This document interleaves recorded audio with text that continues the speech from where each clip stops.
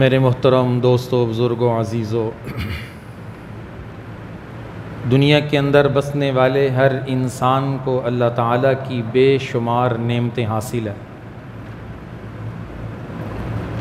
ان نعمتوں اور احسانات کا ایک اہم تقاضا یہ ہے کہ انسان ان نعمتوں کا شکر ادا کرے۔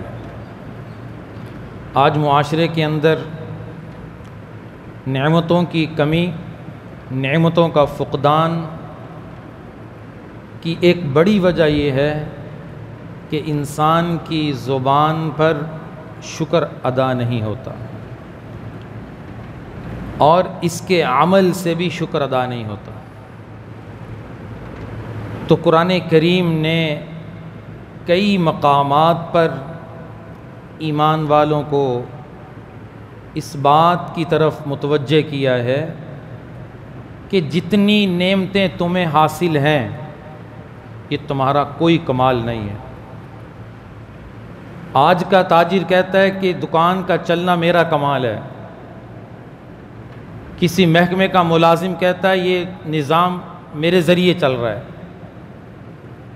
ہر انسان کے ذہن میں اپنی صلاحیتوں کا ایک تکبر، ایک غرور ہے، جبکہ قرآن اس کو ختم کرتا ہے کہ ایسا ہرگز نہیں ہے۔ جتنی صلاحیتیں تمہیں حاصل ہیں، جتنی صفات تمہیں حاصل ہیں، ان میں تمہارا کوئی کمال نہیں، یہ سب کچھ اللہ کی طرف سے تمہیں عطا ہے۔ اس لیے کسی نعمت کے حاصل ہونے پہ انسان اپنے کمال کو ظاہر نہ کرے۔ وَأَمَّا بِنِعْمَةِ رَبِّكَ فَحَدِّثْ، یوں کہے کہ یہ میرے رب کی نعمت ہے، میں تو بیان کر رہا ہوں، میرا کوئی کمال نہیں ہے۔ ہر نعمت کے پیچھے اللہ کی تعریف ہے۔ الحمدللہ رب العالمین۔ مفسرین نے یہاں پہ ایک بڑا عجیب نکتہ اٹھایا ہے کہ قرآن کریم کے اندر تو اللہ تعالیٰ نے اسلام کے پورے احکام بیان کیے ہیں۔ قرآن ایک خاص پیغام لے کر نازل ہوا ہے۔ وہ پیغام عبادات بھی ہے، وہ پیغام عقائد بھی ہے، وہ پیغام معاشرت بھی ہے، وہ پیغام اخلاقیات بھی ہے۔ لیکن قرآن کا آغاز الحمدللہ سے ہو رہا ہے۔ اس کی کیا وجہ ہے کہ قرآن کا آغاز اللہ نے الحمدللہ سے کیا ہے؟ مفسرین فرماتے ہیں اس وجہ سے کہ اگر انسان میں شکر والی صفت پیدا ہو جائے تو سارے کام آسان ہو جاتے ہیں، اس کے معاملات بھی ٹھیک ہو جائیں گے، اس کی معاشرت بھی اچھی ہو جائے گی، اس کا اخلاق بھی اچھا ہو جائے گا۔ اس کے اندر الحمدللہ شکر کرنے کی صفت پیدا ہو جائے، یہ مقام شکر تک پہنچ جائے، یہ اللہ کی نعمتوں کا استحضار شروع کر دے کہ میرے اوپر اللہ کی کتنی بے شمار نعمتیں ہیں۔ جتنا اللہ کی نعمتوں کا استحضار اور دھیان ہوگا میرے عزیزو، اللہ کی اتنی محبت حاصل ہوگی۔ اللہ کی محبت حاصل ہوگی، اللہ کے حکم پر عمل کرنا آسان ہوگا۔ اس لیے کلام کا آغاز الحمدللہ رب العالمین۔ تمام تعریفیں کس کی ہیں؟ اللہ کی ہیں۔ پوری کائنات میں کسی چیز کی تم تعریف کرو، اس کے پیچھے حقیقت میں کس کی تعریف ہو رہی ہے؟ اللہ کی تعریف ہو رہی ہے۔ کسی مسجد کو خوبصورت دیکھیں، کوئی مسجد کے بناوٹ کی تعریف کرے، حقیقت میں پتھر، ٹائل، سیمنٹ کی تعریف نہیں ہو رہی بلکہ بنانے والے کی تعریف ہوتی ہے۔ کائنات میں جس چیز کی تم تعریف کرو وہ تعریف حقیقت میں اللہ کی تعریف ہے۔ انسان کو کس نے بنایا؟ اللہ نے بنایا۔ کائنات کو کس نے بنایا؟ اللہ نے بنایا۔ آج جتنی سائنس ترقی کر رہی ہے کہ لوگ کہتے ہیں چاند پہ پہنچ گئے، سائنس نے یوں ترقی کر لی، اتنی تیزی آ گئی، اتنی جدت آ گئی۔ میرے عزیزو یہ دیکھو، جن لوگوں نے یہ ترقیاں حاصل کی ہیں ان کے اندر دماغ کس نے پیدا کیا ہے؟ سوچ کس نے پیدا کی ہے؟ راستہ انہیں کس نے سلجھایا ہے؟ حقیقت میں اس کے پیچھے بھی کس کی تعریف ہے؟ اللہ کی تعریف ہے، اللہ کی تعریف ہے، اللہ کی تعریف ہے۔ انسان اپنے کمالات کی جتنی نفی کرے گا کہ میرا کوئی کمال نہیں، یہ سب کمالات کس کے ہیں؟ اللہ کے ہیں، اللہ سے اتنا ہی تعلق مضبوط بنے گا۔ شیخ الاسلام حضرت مفتی محمد تقی عثمانی دامت برکاتہم العالیہ بار بار اس بات کی نصیحت فرماتے ہیں کہ دو کام کر لو تمہارا تعلق اللہ کی ذات سے مضبوط ہو جائے گا۔ صرف دو کام۔ آج اللہ سے تعلق نہیں ہے، آج بندوں سے تعلق ہے، آج M N A M P A سے تعلق بنانے کی فکر، آج وزیر مشیر سے تعلق بنانے کی فکر۔ کیوں؟ مجھے کام پڑے گا ایم این اے سے تعلق اس کے پاس جاؤں گا، مجھے کام پڑے گا میں وزیر سے بات کروں گا، میں مشیر سے بات کروں گا، میں ڈی پی او سے بات کروں گا، میرا تعلق ہے۔ اس وجہ سے تعلق بنایا جاتا ہے۔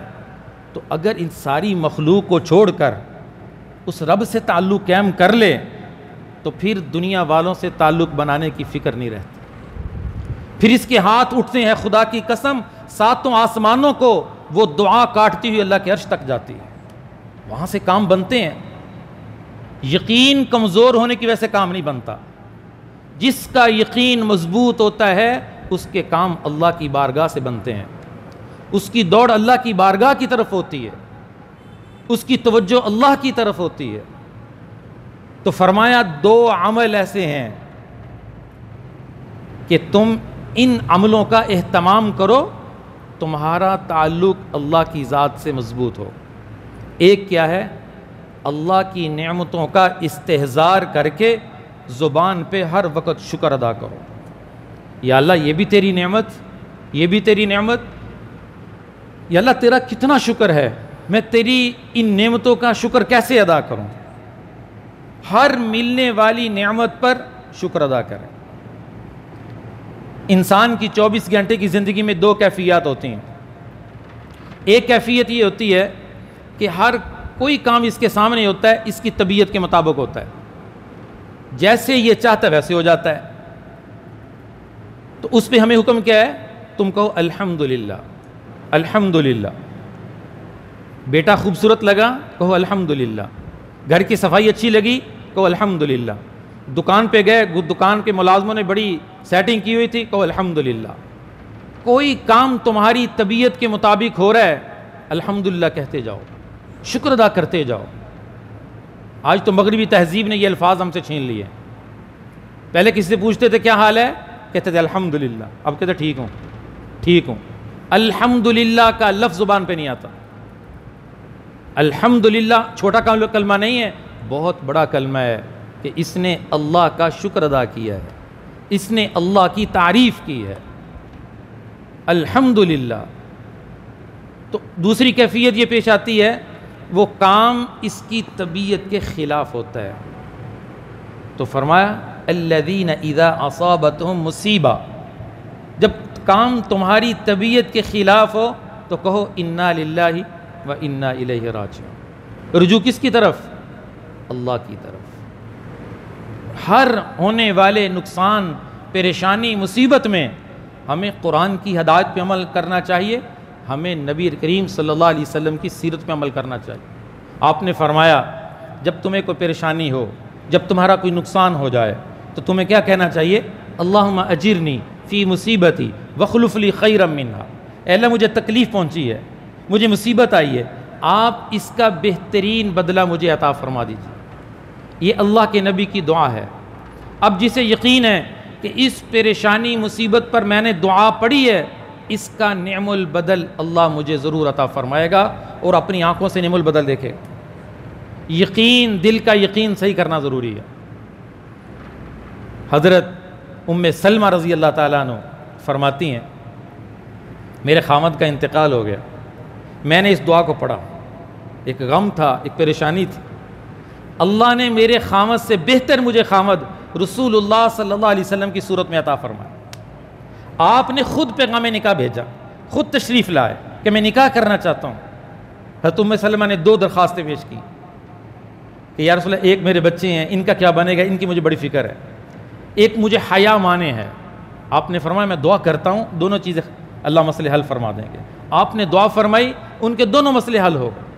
تو فرمایا کرتی تھیں اس دعا کی برکت سے اللہ نے مجھے رسول اللہ صلی اللہ علیہ وسلم جیسا خامد عطا فرمایا. انسان کو اللہ کے نبی کی بات پہ یقین اور اس پہ عمل ہو, یقین کریں اس کا مشاہدہ اپنی آنکھوں سے کر لیتا ہے. آج پورا معاشرہ غیر یقینی صورتحال سے بھرا ہوا ہے. زبان سے کہتے ہیں کہ ہمیں یقین ہے اللہ کی بات پہ, لیکن عمل صفر, عمل زیرو. یقین ہے کہ نماز کا اہتمام کرنے پہ کیا ملے گا, یقین ہے تو نماز چھوڑے نہیں چھوڑے گا. نماز کے وقت دکان بند ہوگی, ہوگی, ملازمت بند ہوگی, ختم ہوگی, ہوگی, سارے کام چھوڑے گا. اس کا یقین ہے کہ نماز چھوڑنے پہ میرا سب کچھ برباد ہو جائے گا. اس لیے جب یقین مضبوط ہوا تو اس کی زندگی میں نماز نہیں چھوٹے گی. اس کی زندگی میں ہر کام بعد میں, پہلے نماز. اب زبان سے تو کہتا ہے کہ نماز چھوڑنے کا نقصان ہے, لیکن اپنے عمل سے ظاہر کیوں نہیں کرتا؟ تو مقام شکر یہ ہے کہ انسان اللہ کے ایک ایک حکم پر عمل کرے. جنید بغدادی رحمۃ اللہ علیہ فرماتے ہیں شکر یہ ہے, ایک ہے زبان سے شکر کہ اللہ تیری کتنی نعمتیں ہیں, بڑی بات ہے, بڑی بات ہے. اللہ تعالیٰ نے شکوہ کیا قرآن میں, وَقَلِيلٌ مِّنْ عِبَادِيَ الشَّكُورُ, بہت تھوڑے میرے بندے جو میرا شکر ادا کرتے. جس سے پوچھ لو رونا ہی رو رہا ہے, تاجر سے پوچھو دکان چل رہی ہے, بس مندے ہی ہے, کوئی حال نہیں, کوئی حال نہیں, بس کوئی حال نہیں. پتہ نہیں کیا چاہتے ہیں, راتوں رات پیسوں کی بارش چاہتے ہیں, راتوں رات کروڑوں اربوں بنانا چاہتے ہیں, پتہ نہیں. جس سے بات کرو کہتے ہیں بندے ہی ہیں, بس نظام چل رہا ہے جی, گزارا چل رہا ہے. کیوں گزارا چل رہا ہے؟ اچھا کھا کے نہیں سوتے, اچھا پہنتے نہیں ہو, اچھا پیتے نہیں ہو, گھر اپنا نہیں ہے, بیوی بچے نہیں ہیں. سوچو بیٹھ کر, یقین کرو ہزاروں نعمتیں ذہن میں آئیں گی جو اللہ نے دے رکھی ہیں. اگر دو چار نعمتیں نہیں ہیں تو پھر کیا اس کا یہ تقاضا ہے کہ اسی کا ڈنڈورا پیٹا جائے, اسی کو آگے رکھا جائے؟ حضرت عارفی رحمۃ اللہ علیہ فرماتے ہیں میں ایک بزرگ کی عیادت کے لیے گیا, انہیں بخار تھا, بیمار تھے. میں نے انہیں جا کر کہا, میں نے کہا حضرت میں عیادت کے لیے آپ کو بخار ہے. تو انہوں نے مجھے اپنے بخار کی جو اطلاع دی ہے فرمانے لگے کہ بیٹا میری آنکھیں الحمدللہ ٹھیک ہیں, میرے کان ٹھیک ہیں, میرا دل ٹھیک ہے, میرے گردے ٹھیک ہیں, میری ساری چیزیں الحمدللہ ٹھیک ہے. اتنی نعمتیں بیان کی, ہر نعمت کے ساتھ الحمدللہ کی تسبیح جاری رہی. اللہ, ہر نعمت کے ساتھ. آخر میں فرمایا تھوڑا سا بخار ہو گیا ہے, یہ بھی اللہ تعالیٰ ٹھیک کر دیں گے, یہ بھی اللہ پاک شفا دے دیں گے. اور ہم کیا کرتے ہیں, پہلے ہم اپنی مصیبت کو آگے رکھتے ہیں, یوں ہو گیا میرے ساتھ, یوں ہو گیا میرے ساتھ. آخر میں کہتے ہیں کہ اللہ بہتر کاری دے. قرآنی ہدایات پہ غور کریں. قرآن سے ہماری دوری ہے, اس لیے قرآن سے پیغام حاصل نہیں ہوتا. یوسف علیہ السلام کو جب جیل سے نکال کر اللہ نے اتنے مراحل سے گزارا, کنویں سے نکالے گئے, جیل سے نکالے گئے, اور کتنی پریشانی اور مصیبتوں سے گزر کر مصر کے تخت پہ بیٹھے. اور جب ان کے والدین اور ان کے بھائی ان کے پاس آئے تو انہوں نے کیا کہا؟ قرآن رہنمائی کرتا ہے, وَقَدْ أَحْسَنَ بِي إِذْ أَخْرَجَنِي مِنَ السِّجْنِ وَجَاءَ بِكُم مِّنَ الْبَدْوِ. اپنے والدین کے سامنے, اپنے بھائیوں کے سامنے اظہار کر رہے ہیں کہ اللہ کا شکر ہے, اللہ نے بہت اچھا کیا کہ مجھے اللہ نے قید سے نکال دیا. اللہ نے بہت اچھا کیا کہ اللہ نے مجھے آپ سے ملوا دیا.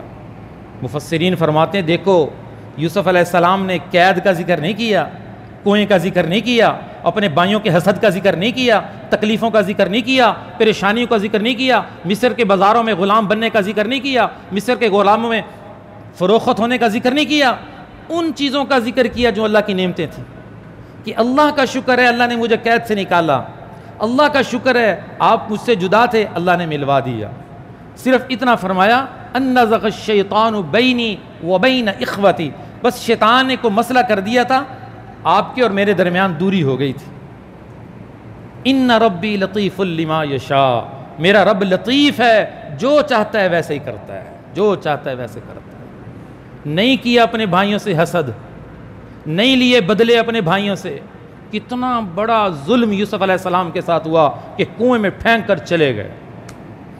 ایک سبق نہیں میرے عزیزو، اگر ہم قرآن کا مطالعہ کریں، یوسف علیہ السلام کا واقعہ مجھے آپ کو بڑا پیغام دیتا ہے، بڑے سبق دیتا ہے.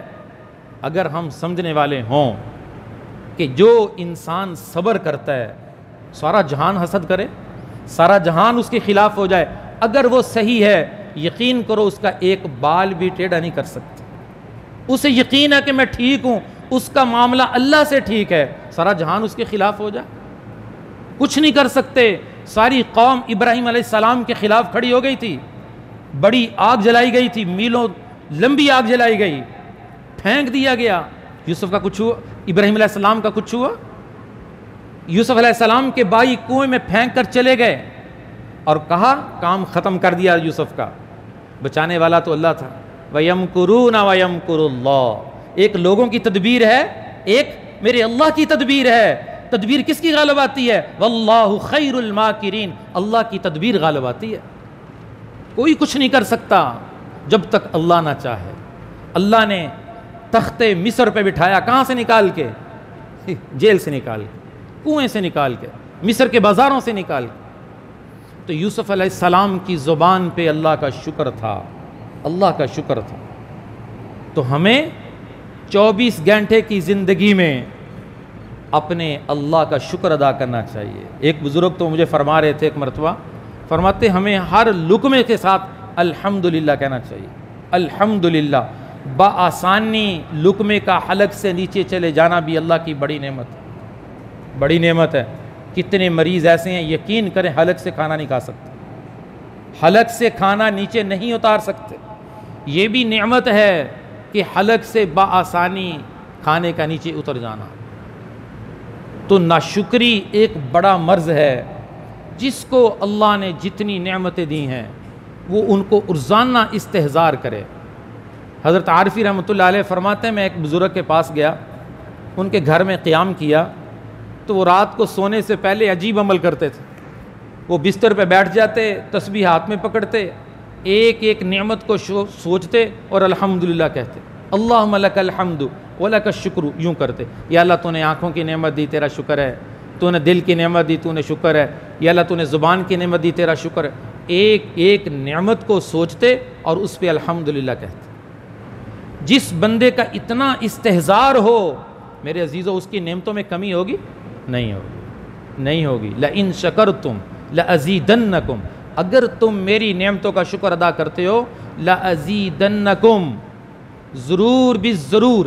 لام بھی تاکید کا ہے، سکیلا بھی تاکید کا ہے، کم ضمیر بھی تاکید کی، 3 تاکیدیں ہیں. ضرور بھی ضرور. اللہ ویسے ہی فرما دیتے میں تمہاری نعمتوں میں اضافہ کروں گا. اللہ کی بات پہ یقین تھا کہ نہیں تھا؟ لیکن اللہ نے صیغہ بدلا ہے اپنے کمزور بندوں کو مزید یقین دلانے کے لیے. لأزیدنکم، ضرور بھی ضرور تمہاری نعمتوں میں اضافہ کروں گا. وَلَئِن كَفَرْتُمْ إِنَّ عَذَابِي لَشَدِيدٌ. اگر تم نے میری نعمتوں کی ناشکری کی تو سنو میرا عذاب بڑا سخت ہے. نعمتوں کی ناشکری پیچھے لے جاتی ہے، پیچھے کی طرف دھکیل دیتی ہے. کہتا ہے پہلے میں مٹی کو ہاتھ لگاتا تھا سونا بنتی تھی، اب سونے کو ہاتھ لگاتا ہوں مٹی بنتی ہے. کیا وجہ ہے؟ سوچے غور کرے کہاں پہ کمی ہے. کہیں ناشکری تو شروع نہیں ہو گئی؟ کہیں اللہ کی نعمتوں کا استحضار چھوڑ دیا؟ زبان پہ شکر ادا کرنے کے الفاظ چھوڑ دیے؟ تو ایک شکر یہ ہے کہ انسان کو جس نعمت کا حصول ہو، حاصل ہو، وہ کہے الحمدللہ الحمدللہ. حضرت شیخ الاسلام صاحب فرماتے ہیں میرے والد اللہ والے تھے، اللہ والوں کی صحبت میں رہے تھے تو ان کی باتیں بھی بڑی حکیمانہ ہوتی ہیں. فرمانے لگے میری ایک بہن تھی، اس کے دانت آئے دن ٹوٹتے رہتے تھے. تو ایک دن ابا جی سے کہنے لگی، حضرت مفتی اعظم پاکستان مفتی شفیع صاحب رحمۃ اللہ علیہ، کہ ابا جی میرے دانت ٹوٹتے رہتے ہیں، نکلتے ہی رہتے ہیں. یہ دانت جب آتے ہیں اس وقت بھی تکلیف ہوتی ہے، جب نکلتے ہیں اس وقت بھی تکلیف ہوتی ہے. آتے ہوئے بھی تکلیف دیتے ہیں، جاتے ہوئے بھی تکلیف دیتے ہیں. تو کہتے ابا جی فرمانے لگے کہ بیٹی تجھے ان کے آنے سے اور جانے کی تکلیف تو یاد ہے، جو 50 سال یہ مشین چلی ہے وہ بھول گئی؟ ان دانتوں سے کتنی نعمتیں کھائی ہیں، کتنے مزے لیے ہیں، کتنے چسکے لیے ہیں، وہ ساری بھول گئی. صرف آنے کی تکلیف اور جانے کی تکلیف یاد ہے، اور 50 سال یہ جو مشین چلتی رہی ہے تو اس کو تم بھول گئی. ہمیں دوسری صورت میں سوچنا چاہیے کہ میں نے ان دانتوں سے کتنا کام لیا ہے، میں نے کتنی اللہ کی نعمتیں استعمال کی. تو میں عرض کر رہا تھا، جنید بغدادی رحمۃ اللہ علیہ فرماتے ہیں شکر کی 2 صورتیں ہیں. ایک شکر کی صورت یہ ہے کہ ہم زبان سے کہیں اللہ تیرا شکر ہے، اللہ تیرا شکر ہے، اللہ فلاں نعمت تو نے مجھے دی، تیرا شکر ہے. دوسرا شکر یہ ہے، اصل شکر یہ ہے کہ وہ اللہ کے حکموں پر آ جائے، اپنی زندگی کو بدل لے کہ اللہ نے اتنی نعمتیں دے رکھی ہیں، گھر میں ہر طرح کی آسائش موجود ہے، پھر میں گناہ کروں، پھر میں اللہ سے بغاوت کروں، پھر میں نافرمانی کروں، پھر نماز چھوڑوں، پھر میں زکوٰۃ کو چھوڑوں، پھر میں حج فرض ہونے کے باوجود چھوڑوں. یہ میں کتنا بڑا ناشکرا ہوں کہ اللہ میرے اوپر نعمتوں کی بارش فرما رہے ہیں، اور میرا عمل کیا ہے؟ فجر کی نماز میں سو رہا ہوں، ظہر چھوڑ رہا ہوں، دکان اتنی ماشاءاللہ چل رہی ہے، پھر میں عصر چھوڑ رہا ہوں، مغرب چھوڑ رہا ہوں. کیا مجھے شرم نہیں آتی کہ میرا رب میرے پاس اتنے گھاک بھیجتا ہے، اتنا رزق مجھے دے رہا ہے، تو پھر مجھے کیا ہو گیا ہے کہ یہ چیز مجھے اللہ کے حکم پر کھڑا کیوں نہیں کرتی؟ اس نے زبان سے شکر ادا کیا ہے، اپنے عمل سے اللہ کا شکر ادا نہیں کیا. اپنے عمل سے شکر ادا کر کے دکھائے. فرمایا اصل یہ شکر ہے، اور فرمایا اصل شکر یہ ہے کہ اللہ کی نافرمانی کو چھوڑ دینا، اللہ کی نافرمانی کو چھوڑ دینا، یہ اصل شکر ہے. تو میرے عزیزو، ہم نیت فرمائیں کہ ہماری جو زندگی ہے یہ اللہ کے شکر میں گزرے گی. جو نعمتیں حاصل ہیں اس پہ شکر ادا کرتے رہیں. جو نعمتیں ابھی حاصل نہیں ہوئی، اللہ سے دعا کرتے ہیں، اللہ سے دعا کرتے ہیں، یا اللہ فلاں نعمت حاصل نہیں ہے، مجھے عطا فرما. اللہ کی طرف رجوع ہو، کسی سے کوئی حسد کرنے کی ضرورت نہیں ہے، کسی کی جیب کے اوپر نظر رکھنے کی ضرورت نہیں ہے، کسی کے مال کے اوپر نظر رکھنے کی ضرورت نہیں ہے. اس کا رابطہ اللہ سے ہو، اور جب اللہ سے محبت ہوگی اللہ کے حکم پر عمل کرنا بھی آسان. ماں کو بیٹے سے محبت ہے، اور ماں اپنے بچوں کے لیے کتنی مشقت اٹھاتی ہے. ایک تاجر کو دکان سے محبت ہے، اس دکان کے لیے کتنی بڑی قربانی دیتا ہے، کتنی بڑی قربانی. اب اسے کوئی یار تم بڑی قربانی دیتے ہو، وہ کہتا ہے مجھے تو قربانی نہیں لگتی. کیوں؟ اس لیے کہ پیسے آ رہے ہیں، مال آ رہا ہے، اسے قربانی، اسے اس دکان سے اس لیے محبت ہے، دکان پیسہ دے رہی ہے، مال سے محبت ہے، اس لیے مال کے لیے قربانی کرنا، وقت نکالنا، نیند قربان کرنا آسان. لیکن اللہ سے محبت نہیں ہے جو ہونی چاہیے. اگر اللہ سے محبت ہوتی تو اللہ کے حکم پر عمل کرنا اسے مشکل کیوں لگتا؟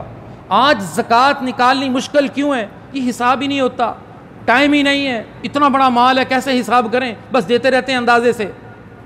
اللہ سے محبت نہیں ہے.